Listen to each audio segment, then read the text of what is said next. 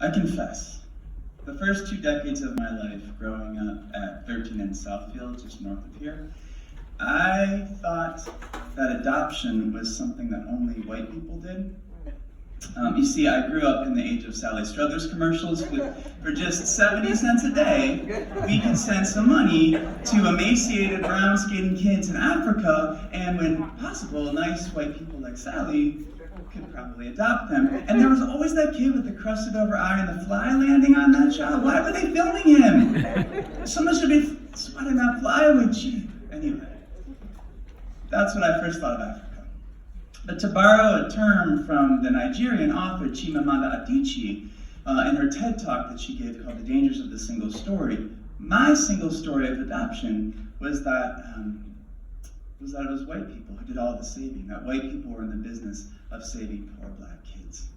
You see, this was also the time when certain powers that be, named something like L. Brooks Patterson, were pumping these narratives of Detroit back then that have been well worn. That pinkish-skinned people like me ought to be very afraid of browner-skinned people from Detroit. One day, my dad got yelled at from a neighbor when he learned that we did more than just go to Tigers games. He's like, "Do you want to get your kids shot? I should call Child Protective Services. Don't ever invite my kids to come to downtown Detroit with you." Yeah, but my 7-year-old mind was so confused because I loved going to Detroit. I would beg my parents to take me to Trapper's Alley. There was this guy that had this kite toy store. Anyway, he was an African man, and he would always tell me a story about his childhood. And we used to love going to Xochimilco's before I knew that was not really Mexican food, but I do remember that the server told me, she was like the niece of one of the owners, and she said, "This is good. You gotta have a real taco someday." I've had a real taco. I know what that is. But all this, to sum it up, was that the message being embedded on the airwaves and in movies and television shows and on the news was that pinkish-skinned people like me, white people like me, had two options when it came to brown-skinned people. We were either seeing them as they need to be saved, and oftentimes saved from themselves, or they needed to be feared and run from. And middle school was interesting for me, a challenge, because the only real bully I had, y'all, was this black kid from Southfield.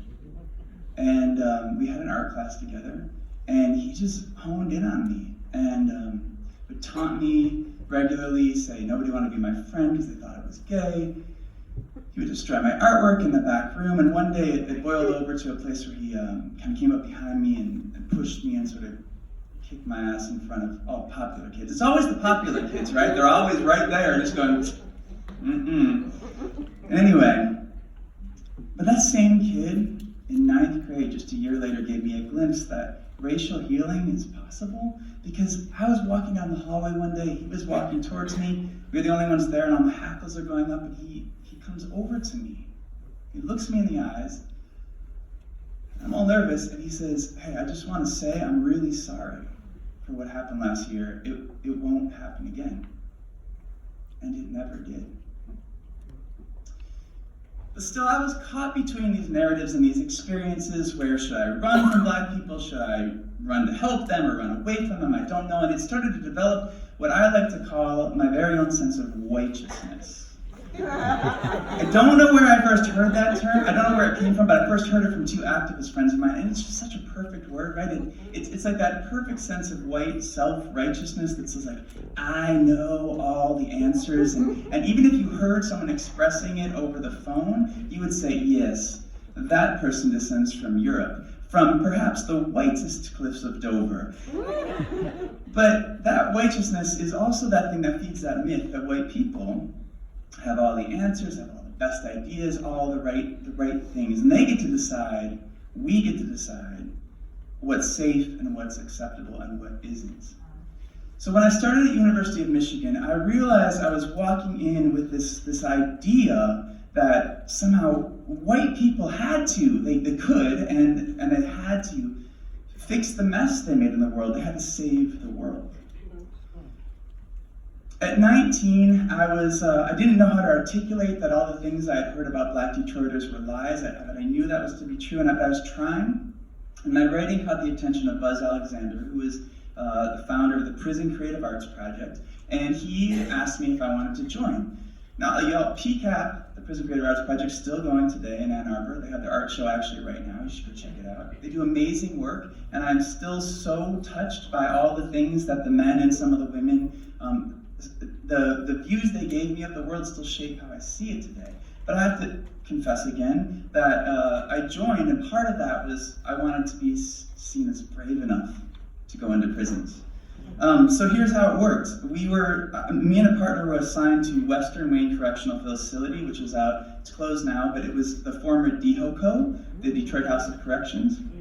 And we were going to go in and do improvisational theater workshops with the men inside. Now, we weren't allowed to bring pen or papers or anything like that, but we were supposed to sort of help facilitate these stories. And they always steered towards stories of redemption, healing, and reconciliation. This all came from the men themselves. And my parents, you see, my parents were supportive. My parents are here tonight. They were supportive. But when I told people in my home church what I had been up to at the U of M, they said, Matthew, why are you spending all your time in prison? And I pulled out Bible and Matthew 25, and I said, it says here we're supposed to spend time with people behind bars. And that person said to me, but that verse is just a metaphor. For what? Anyway, my first day, I'm going in, all the pat downs and the security check, and the security guard takes us to meet our group and lets us know that we're going to be working in maximum security with men that have been charged with murder. Now that rattled me because in my mind I was thinking I was going to be working with drug offenders, but murderers, so I went in on high alert and see the group of guys sitting in a half circle, and Levi stands up, 300-pound African-American man, comes bounding over to me, coming closer. I'm like, it's a prison, there's nowhere to go. He's coming closer to me, and he suddenly just picks me up and squeezing me, and I'm like, oh my God, I'm going to die. And it's like a boa constrictor that grew arms and legs, and he's putting me down, and he's laughing, and he was hugging me. That was a hug, and he says, Thank you for coming. I've been looking forward to this all month. We don't get much stuff like this here. So my mind, you see, had these pictures of Jeffrey Dahmers and Charles Mansons.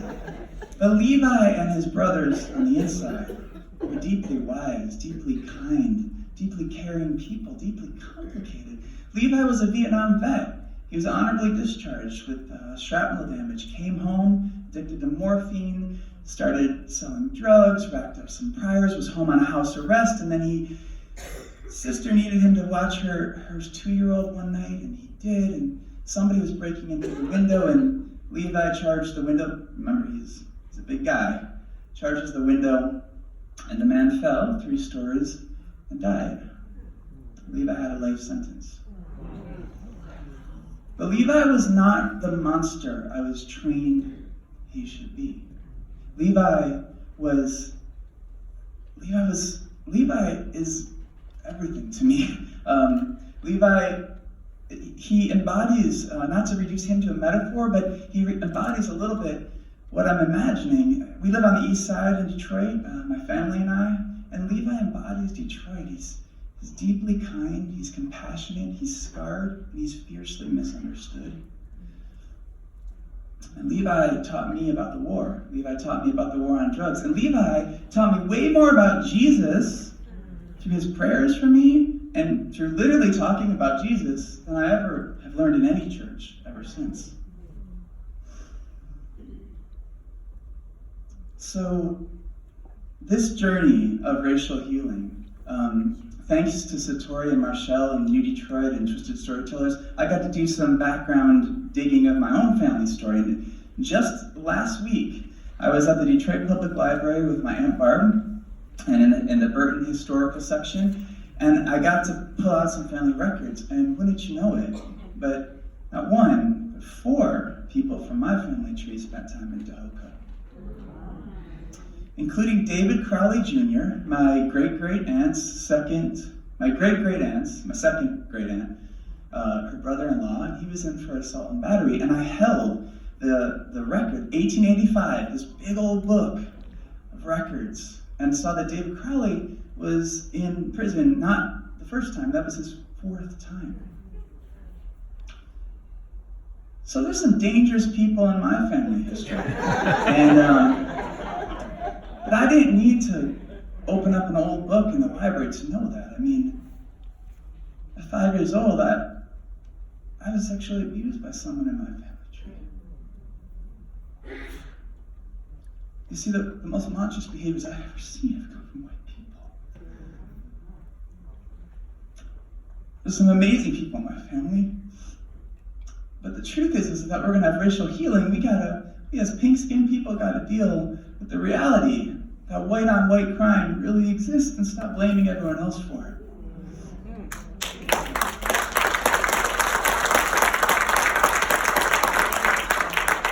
So here's another uncomfortable truth. After college, I joined Teach for America, and I was placed in New Orleans, where I was going to teach 6th grade in the upper 9th ward. That's not the uncomfortable, embarrassing part. What is embarrassing is that in my mind, I was going to be Michelle Pfeiffer for all those kids. Not Catwoman, not like, that might make for an interesting story twist right now. But no, let's stick to the truth. Not Catwoman, but the dangerous minds, savior, teacher thing, like the Green Book kind of story. I was going to ride in there and make sure none of those kids turned out like Levi. Day 1, attendance. Deshaun Lisa's name was not able to fit on the Scantron, so I was set up. Deshandle, is Deshandle here? Right about there. Venom from Just a Pair of Eyes. It's Deshaun Lisa. And then some kid in the back row mimicked her, and she whipped her hair around so fast that a piece of it hit Joshua in the face, and then I heard 5 words put together that I had never yet heard before put together. That was, her weave is attacking me. And that was day 1. Chaos emerges for a few months, and by November I wanted to quit. I couldn't live up to this, like, I'm gonna save the day mentality with chaos. The Wednesday before Thanksgiving, a bunch of parents in the neighborhood and caretakers decided they wanted to give the teachers a proper feast. Set it all up in the teacher's lounge, this amazing spread of foods I had never, jambalayas and things I had never tried before, and it was amazing, and I ate way too much. Because about 5th period, right after lunch, I was standing up in class, and Deshaun Lisa looks up at me, Smitch, that's what she called me. She has been my nemesis this whole time. Smitch, your pink skin looks kind of pale green right now. You don't look so good. She's like, go take care of yourself. And so I did. And when you're about to throw up, you just go. So I did. And I come back to this scene. Deshaun Lisa is walking up and down the aisles. Everyone is doing what she says. They're practicing spelling words. She says, Smith, you feel better? Have a seat. I got things. So I did. Sat down and observed. And with Deshaun Lisa's leadership, that class showed me they can function. They can listen. And my single story of Deshaun Lisa had been that she was a troublemaker, but y'all, she was a leader. And leaders often have conflict with other leaders because they butt heads. And she's also a little bit mafia. She used fear and intimidation a lot to do this. But she was about this tall in 6th grade. So I get it. She wasn't going to have disrespect from anyone, not me, not anyone. She said, Smitch, you gotta say my full name. I'm named after Sean, I'm named after Lisa. They always have my back. I love them, and I don't care if a Scantron can't fit all my letters. Everything was refrained from me because of the courage and fire of one 11-year-old young black woman who stood up to me with dignity and grace and courage and compassion, and she rescued me in a desperate time of need. And she gave me another chance. She saved me from believing that I was going to save the day. If there was going to be any sort of healing or any progress, it was going to be by a community, if anything at all. But whiteousness is a tricky little virus. And I'm starting to learn that it can infect more than just white people. You see, I told that story I just told you. I was all fired up. Like, December is almost Christmas, and I'm like, Deshaun Elisa has saved the day, and I am like ready to do this. I'm not going to quit. I'm not going to quit. And I'm sharing it at the teachers' meeting. And one of the other white teachers interrupted me. She goes, whoa, you let her run the class? No wonder she's acting like she could rule the roost in my, like she's out of control in my room. And she says this, and some, not all, but some other black teachers are nodding. And one of them says to me, Mr. Schmidt, you've got to show those kids who's boss. You've got to show those kids who's in charge. In fact, I think you're the best thing that's ever happened to them. Those kids come from homes with parents that just don't care. I didn't know how to respond to that. But I've been learning that sometimes when you hear things like that, it just might not be the full truth. So I signed up for my first ever cell phone, singular wireless. Got my Nokia. Who had a Nokia? Pushed the button and all they did was show a number. They were phones. They just did phone things. So I started calling parents on a regular basis. At first, parents had a single story of what it meant when a teacher called home, and they would say, I'd say, hey, this is Mr. Schmidt. Mr. Schmidt, why are you calling? Cedric, bring me my belt. No, I'm calling. Cedric said I could call today because he had a really good poem. Huh? What? Yeah, he had a really amazing poem, and he said it was okay if I called you. You should ask him to read it. It's in his backpack. And after a few weeks of that, the end of those calls started turning into, you want to come to church with us on Sunday, Mr. Schmidt? You don't have family down here, do you? Do you want to come up for dinner?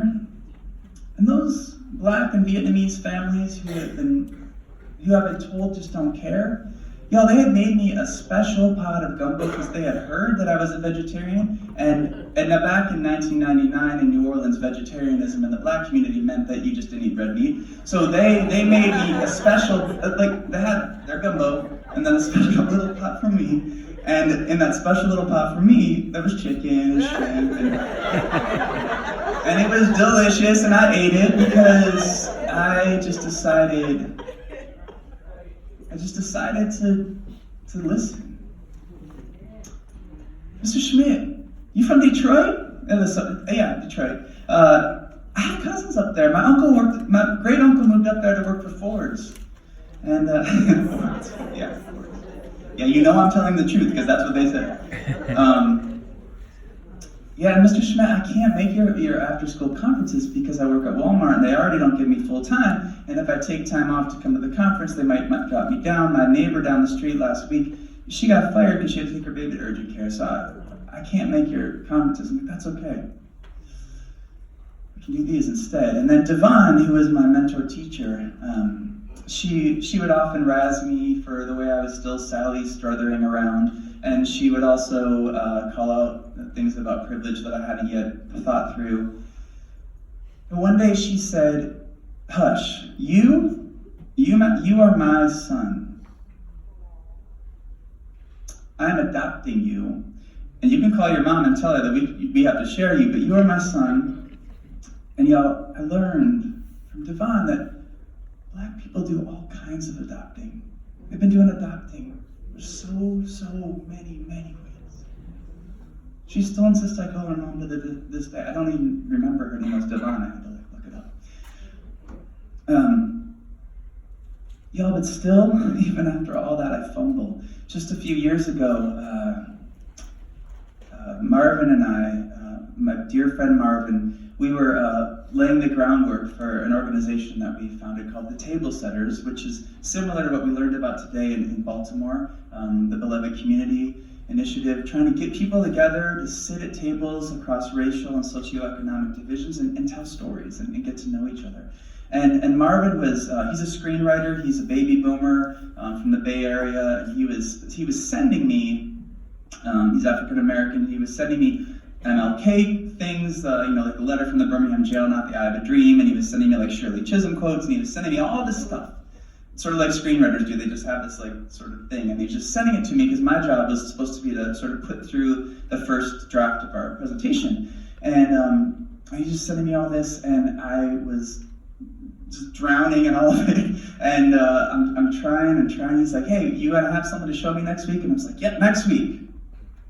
And next week came along, and it's like, punt to next week, and just need a little more time. And then he called me. He's like, what are you doing?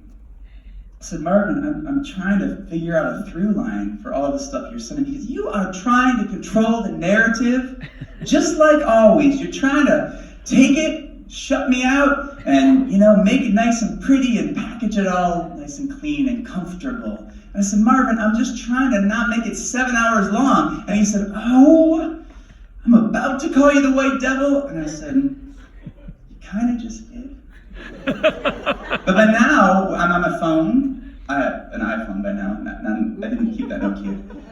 And I'm waiting for the bus. And we're starting to shout at each other. Profanities are going through, and if you were here, you could hear Marvin through my phone. And so I walked into an alley, thinking I wasn't going to disturb people, but failed to notice that a man was sleeping there. And the man said, dude, people trying to sleep over here? You can probably go back to the house you have and scream all you want, but this is my spot, and I would appreciate if you leave. Respect, man, respect.